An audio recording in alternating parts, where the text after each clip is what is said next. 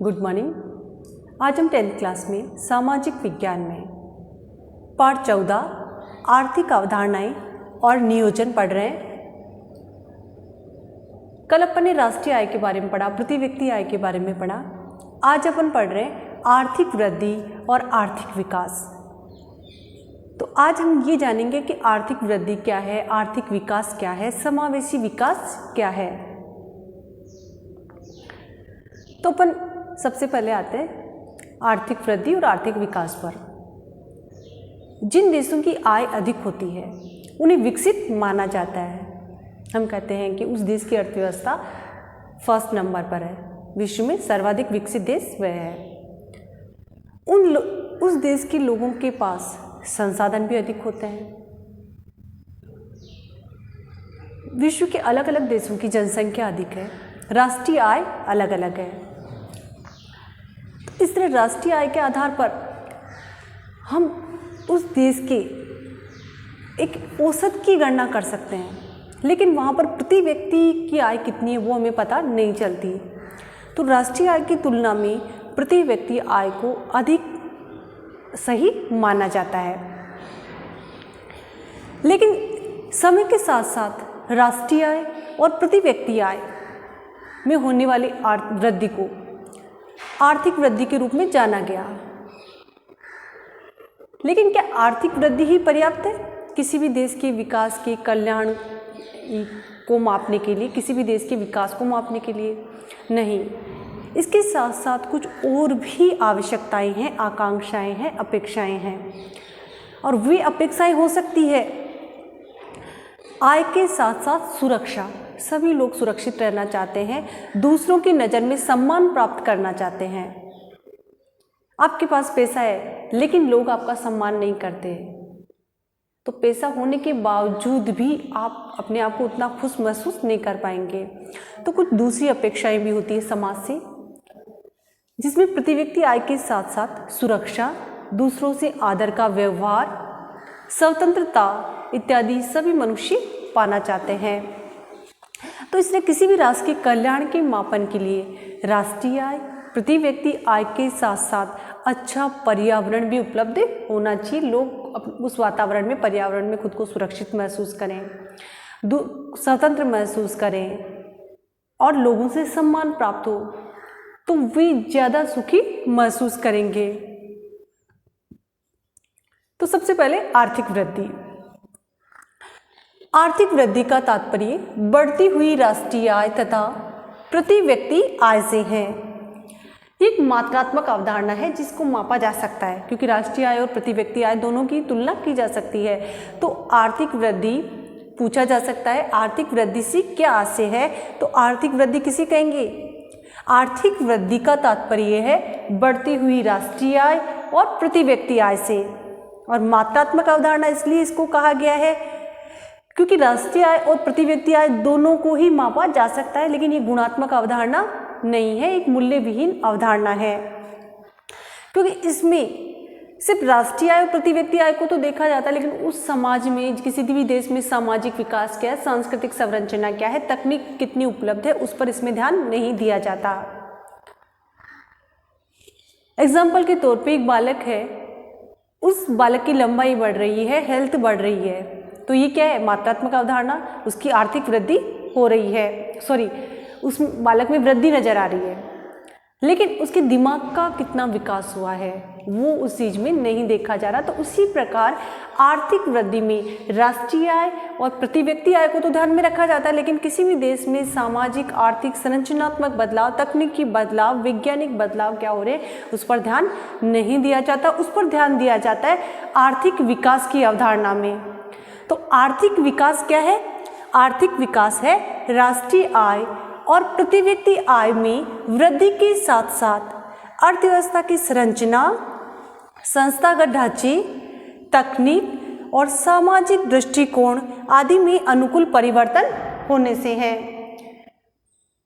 तो जो आर्थिक विकास है वह गुणात्मक अवधारणा है, और गुणात्मक अवधारणा इसलिए क्योंकि इसमें राष्ट्रीय आय और प्रति व्यक्ति आय में बदलाव तो दर्शाए ही जाते हैं, साथ ही उस समाज के संस्थागत ढांचे, तकनीक, वैज्ञानिक स्वरूप और संरचना में बदलाव को भी इसमें दर्शाया जाता है।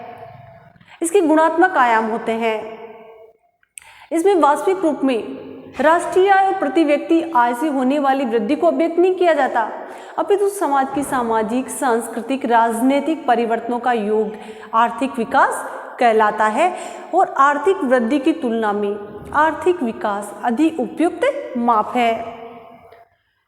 इसके बाद में अपन बात करते हैं बेटा सतत विकास। ये एक आर्थिक विकास है जिसमें प्राकृतिक संसाधनों का उपयोग इस प्रकार से किया जाता है कि प्राकृतिक संसाधनों को हानि नहीं पहुंचे और भावी पीढ़ियों की आवश्यकताओं को ध्यान में रखते हुए वर्तमान आवश्यकताओं को पूरा किया जाता है। तो सतत विकास वह है जिसमें भावी पीढ़ी की आवश्यकताओं को ध्यान में रखते हुए संसाधनों का उपयोग इस प्रकार से किया जाता है कि वर्तमान आवश्यकताएं भी पूरी हो सके और आने वाली पीढ़ी के लिए भी हम संसाधनों को बचा सकें। ये एक आर्थिक विकास है जिसमें प्राकृतिक संसाधनों को हानि नहीं पहुंचाई जाती, वर्तमान पीढ़ी संसाधनों का उपयोग करती है और आने वाली पीढ़ियों के लिए संसाधनों को बचा करके रखा जाता है। इसे सतत विकास कहा जाता है। सतत यानी निरंतर, इसमें निरंतरता का भाव बना हुआ है, इसलिए इसे सतत विकास कहलाता है। फिर इसके बाद में अपन बात करते हैं समावेशी विकास। समावेशी विकास सुनिश्चित करता है कि विकास का लाभ समाज के सभी वर्गों तक पहुंचे बिना किसी भेदभाव के। लिंग, गरीबी, शारीरिक असमर्थता, तो इसके आधार पर किसी के साथ कोई भेदभाव नहीं हो और विकास की जो प्रक्रिया है उसका लाभ समाज के सभी लोगों तक पहुंचे। समावेशी समाज के वंचित वर्गों को विकास की मुख्य धारा में शामिल करता है। एक व्यापक अवधारणा है जो आय की समानता के साथ साथ अवसर की समानता उपलब्ध कराती है, वंचित लोगों को विकास की मुख्य धारा में शामिल करती है। ये समाज के सभी आयामों के साथ साथ मानवीय अधिकारों का समर्थन भी करती है। इसके बाद में एक अन्य अवधारणा भी है जिसका अपन उल्लेख करेंगे, मानव विकास। मानव विकास की अवधारणा 1990 ईस्वी में महबूब उल हक ने दी और महबूब उल हक के नेतृत्व में संयुक्त राष्ट्र विकास कार्यक्रम द्वारा 3 आयामों को जोड़ा गया। और वह 3 आयाम कौन से हैं? प्रति व्यक्ति आय, दूसरा ज्ञान यानी शिक्षा और तीसरा है स्वास्थ्य अर्थात जीवन प्रत्याशा। तो किसी भी राष्ट्र के विकास के मापने के लिए 3 आयाम निर्धारित किए गए मानव विकास की अवधारणा में महबूब उल हक के द्वारा। और वे 3 आयाम कौन कौन से हैं? प्रति व्यक्ति आय, शिक्षा और स्वास्थ्य। अर्थात किसी भी देश के विकास को स्तर को मापने के लिए सूचकांक तैयार किया गया और ये सूचकांक इसलिए तैयार किया गया कि विकास परिणामों का मूल्यांकन किया जा सके। तो इसमें ये चीज सामने आती कि आर्थिक वृद्धि एक साधन है, साध्य नहीं। इस सूचकांक ने विकास के मुद्दे के अर्थ केंद्रित यानी पूंजी के स्थान पर मनुष्य केंद्रित बना दिया। अब इसमें राष्ट्रों के कल्याण और विकास के स्तर को मापने के लिए राष्ट्रों के बीच तुलना करने हेतु एक प्रभावी सूचकांक है और तुलना की जाती है मानव विकास में प्रति व्यक्ति आय, दूसरा शिक्षा और तीसरा स्वास्थ्य अर्थात जीवन प्रत्याशा के आधार पर तुलनात्मक अध्ययन किया जाता है। तो जो टॉपिक अपन ने पढ़ा बेटा उसमें पहला प्रश्न है कि आर्थिक वृद्धि सी क्या से है। आर्थिक वृद्धि अपन कहते हैं किसी भी राष्ट्र की राष्ट्रीय आय और प्रति व्यक्ति आय में होने वाली वृद्धि को आर्थिक वृद्धि कहा जाता है। दूसरा प्रश्न अपना बन गया है कि आर्थिक विकास क्या है।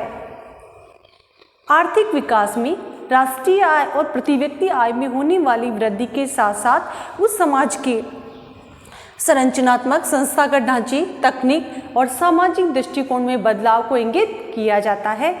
फिर सतत विकास जिसको अपन धारणीय विकास भी कहते हैं, पोषणीय विकास भी कहते हैं। तो धारणीय विकास का क्या अर्थ है? धारणीय विकास का अर्थ है कि प्राकृतिक संसाधनों को नुकसान पहुंचाए बिना हमें उनका इस प्रकार उपयोग करना है कि आने वाली पीढ़ी के लिए उसे बचा के रखा जा सके। फिर इसके बाद में नेक्स्ट क्वेश्चन, समावेशी विकास किसे कहा जाता है? समावेशी विकास वह विकास है जिसमें विकास का लाभ समाज के सभी वर्गों तक पहुंचे। जो विकास की अवधारणा है, इसमें समाज के वंचित वर्गों को मुख्य धारा में शामिल करना, बिना किसी भेदभाव के समान अवसर उपलब्ध करवाना। मानव विकास की अवधारणा किसने दी? महबूब उल हक ने। मानव विकास की अवधारणा में कौन कौन से आयाम है? 3 आयाम है। प्रति व्यक्ति आय। भारत में नियोजन सोच समझकर सही दिशा में उठाया गया कदम नियोजन कहलाता है। हम समय, धन आदि संसाधनों का उपयोग इस प्रकार करना चाहते हैं कि अधिकतम कार्यों को उन संसाधनों के उपयोग के द्वारा कर सकें। हम अपने घर परिवार में कोई भी कार्यक्रम रखते हैं तो पहले अपन उसकी रूपरेखा तय करते हैं, उसकी योजना बनाते हैं और फिर उस कार्य को संपादित किया जाता है। तो उसी प्रकार प्रत्येक देश में एक परिवार की भांति संसाधनों का अनुकूलतम उपयोग करके उस राष्ट्र का विकास किया जाता है। प्रत्येक राष्ट्र में जो संसाधन उपलब्ध है, उस राष्ट्र के लक्ष्य या उद्देश्यों को प्राप्त करने के लिए उन संसाधनों का योजनाबद्ध तरीके से उपयोग किया जाता है। तो नियोजन वह तकनीक है जिसमें उपलब्ध संसाधनों का प्राथमिकता क्रम में निर्धारण किया जाता है, फिर संसाधनों का उपयोग करते हुए आर्थिक विकास किया जाता है। नियोजन के 3 घटक हैं। पहला घटक, सबसे पहले प्राथमिकता क्रम में निर्धारित लक्ष्य या उद्देश्य तय किए जाते हैं कि किसी भी राष्ट्र के विकास की क्या लक्ष्य, क्या उद्देश्य हैं, हमें इस समय तक 5 वर्ष में, 10 वर्ष में या 2 साल में कितना विकास करना है। तो सबसे पहले प्राथमिकता क्रम का निर्धारित करके लक्ष्य या उद्देश्य बनाए जाते हैं। दूसरा, देश में उपलब्ध संसाधनों का अनुमान लगाया जाता है कि देश में कितने संसाधन हैं, हम विकास कैसे कर सकते हैं। और तीसरा, अनुमान लगाकर जो लक्ष्य तय किए गए हैं उनकी प्राप्ति के लिए संसाधनों का आवंटन या वितरण किया जाता है। तो इस प्रकार नियोजन अपन किसे कहेंगे?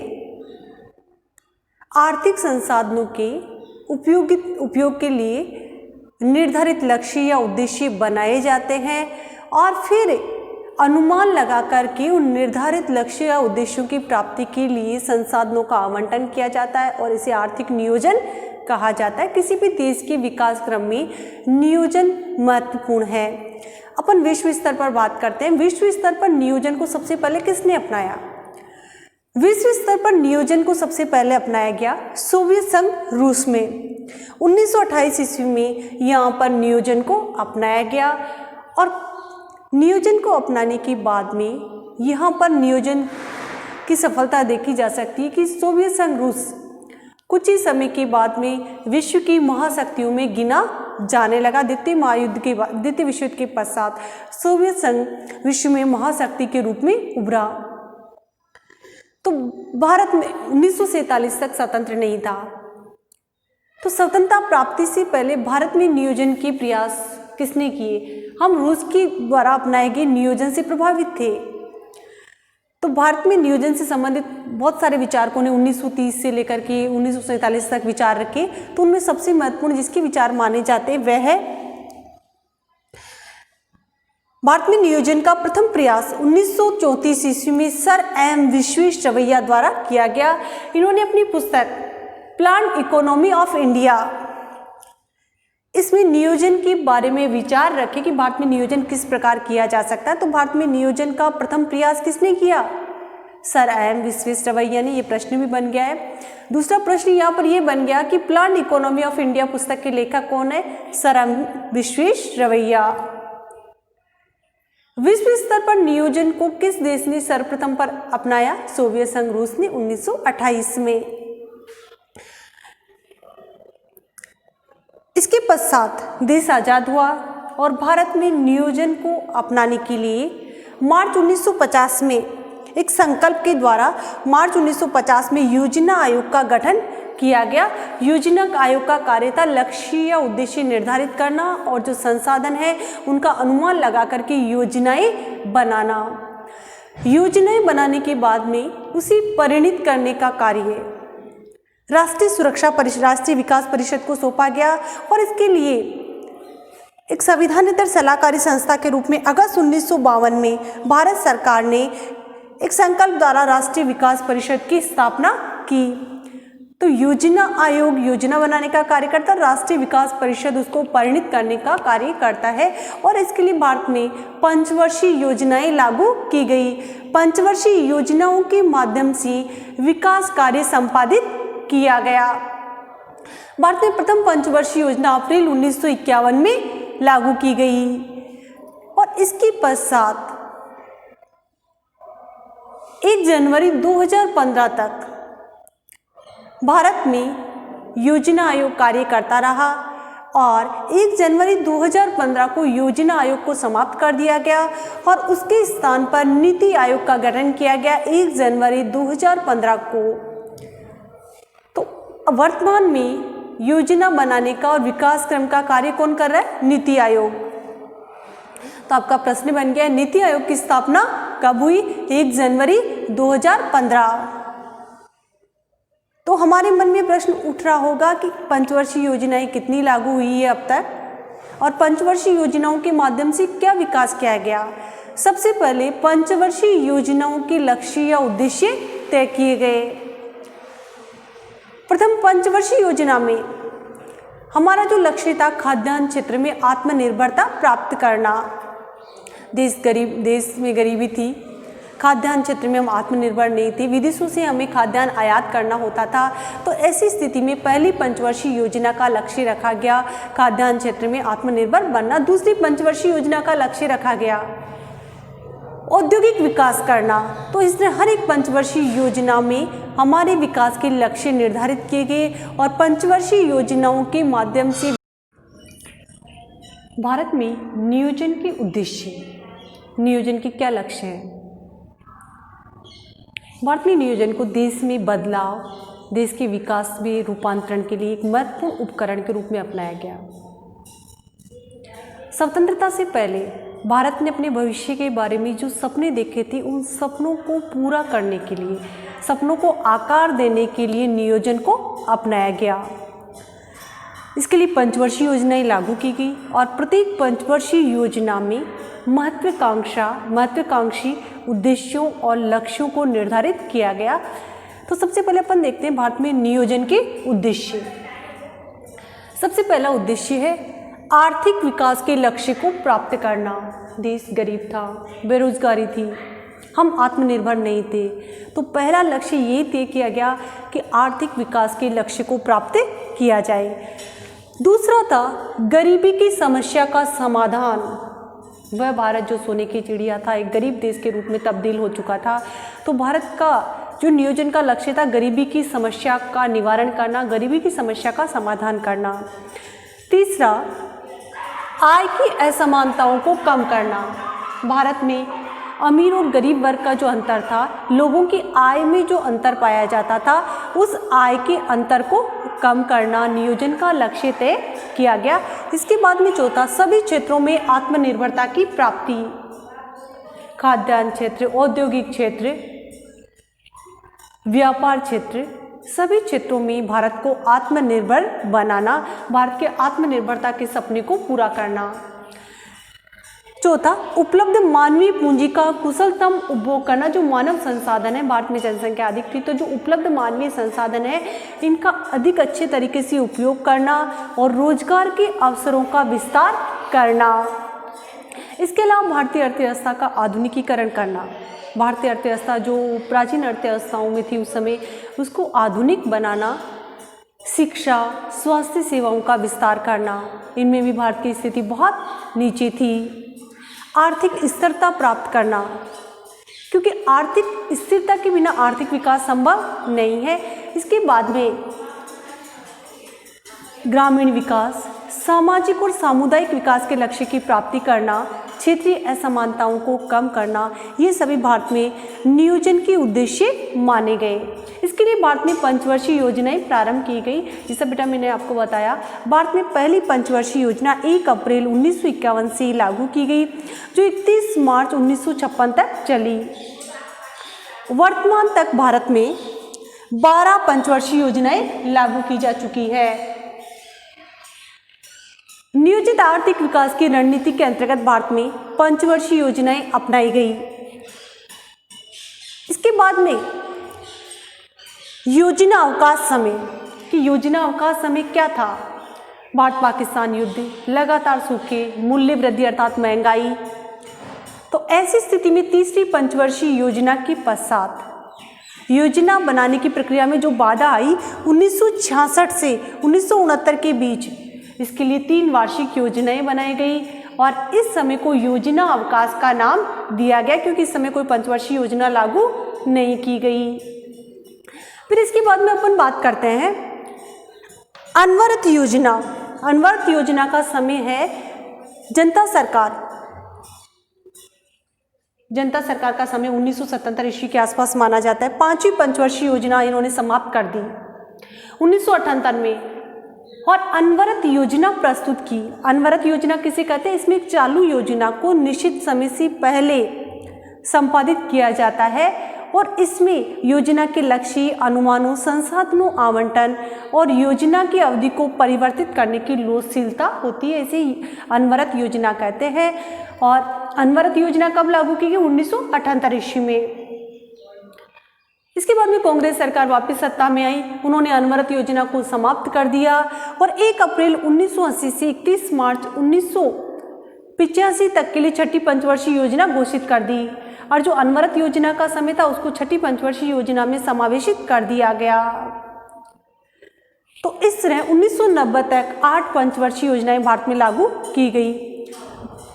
अंतिम पंचवर्षीय योजना है 12वीं पंचवर्षीय योजना और इसके जो लक्ष्य और उद्देश्य हैं वह है अधिक तीव्र समावेशी विकास। इसको प्राप्त करना, धारणीय विकास का लक्ष्य इसमें रखा गया। इस योजना में विकास दर को 8% करने का लक्ष्य रखा गया। गरीबी कम करना, बेरोजगारी में कमी करना, शिक्षा और स्वास्थ्य सेवाओं का विस्तार करना इस योजना का लक्ष्य रखा गया।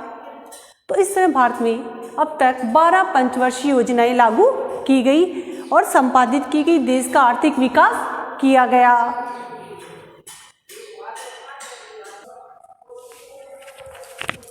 नीति आयोग। नीति आयोग के बदलते भारत के लिए राष्ट्रीय भारत परिवर्तन संस्थान केंद्रीय मंत्रिमंडल के द्वारा इसका गठन 1 जनवरी 2015 ईस्वी को किया गया। नीति आयोग ने योजना आयोग का स्थान लिया। योजना आयोग को समाप्त कर दिया गया और उसके स्थान पर 1 जनवरी 2015 को नीति आयोग का गठन किया गया। नीति आयोग का पूरा नाम है राष्ट्रीय भारत परिवर्तन संस्थान। बेटा प्रश्न पूछा जा सकता है कि नीति आयोग का पूरा नाम बताइए, तो इसका पूरा नाम है राष्ट्रीय भारत परिवर्तन संस्थान। नीति आयोग की स्थापना कब हुई? 1 जनवरी 2015। वर्तमान में नीति आयोग के अध्यक्ष माननीय प्रधानमंत्री नरेंद्र मोदी जी हैं। नीति आयोग का जो अध्यक्ष होता है भारत का प्रधानमंत्री होता है। उपाध्यक्ष श्रीमान राजीव कुमार हैं। हालांकि जो प्रथम उपाध्यक्ष थे वो श्रीमान अरविंद पनगड़िया थे, लेकिन उन्होंने इस्तीफा दे दिया और उनके स्थान पर वर्तमान में उपाध्यक्ष श्रीमान राजीव कुमार हैं। इसके अलावा इसमें 2 कार्यकारी अधिकारी होते हैं। सभी राज्यों के मुख्यमंत्री और केंद्र शासित प्रदेशों के उपराज्यपाल इसके सदस्य होते हैं। नीति आयोग के जो कार्य हैं वो इस प्रकार है। नीति आयोग भारत के लिए रणनीतिक और दीर्घकालीन नीतियां बनाने का कार्य करेगा। दूसरा, ये तकनीकी सलाह प्रदान करेगा। सरकार को देश के विकास के लिए तकनीकी सलाह प्रदान करने का कार्य नीति आयोग करेगा। तीसरा, भारत सरकार के लिए एक थिंक टैंक है। भारत सरकार की नीतियों में सुधार करने के लिए अपने सुधार एजेंडे के तहत भारत सरकार ने नीति आयोग की स्थापना की। एक महत्वपूर्ण परिवर्तन है। सभी राज्य राष्ट्र हित में एक साथ कार्य करें, इसके लिए नीति आयोग एक सर्वश्रेष्ठ मंच प्रदान करता है। ये सहकारी संघवाद को बढ़ावा देता है। इसमें राज्यों की भूमिका को बढ़ावा दिया गया है। नीति आयोग की स्थापना के मूल में 2 केंद्र हैं, टीम इंडिया हब और दूसरा ज्ञान और नवाचार हब। जो देश की बौद्धिक क्षमता है उनका उपयोग देश के विकास में ही करना, जो नई पीढ़ी है उसके ज्ञान और नवाचार का उपयोग देश के विकास के लिए करना। ज्ञान और नवाचार हब नीति आयोग की थिंक टैंक क्षमताओं को मजबूत बनाता है और जो टीम इंडिया हब है राज्य सरकारों को केंद्र सरकार के साथ शामिल करके विकास के बारे में सुझाव देता है। तो नीति आयोग एक सहयोगपूर्ण संवाद पर आधारित एक क्रांतिकारी कदम है। अब जो टॉपिक अपन ने पढ़े बेटा उसमें जो प्रश्न बन रहे हैं वो इस प्रकार है। भारत में नियोजन का पहला प्रयास किसने किया? सर एम विश्वेश्वरैया ने किया। भारत में राष्ट्रीय विकास परिषद की स्थापना कब की गई? 6 अगस्त 1952 में। नियोजन के 2 उद्देश्य बताइए, गरीबी मिटाना और आर्थिक विकास करना। 12वीं पंचवर्षीय योजना के आधार या उद्देश्य क्या थे? त्रिसमावेशी विकास। नीति आयोग का पूरा नाम राष्ट्रीय भारत परिवर्तन संस्थान। Thank you. चैप्टर आपको समझ में आएगा और चैप्टर समझ में आए बेटा लाइक एंड सब्सक्राइब अवश्य करें। धन्यवाद।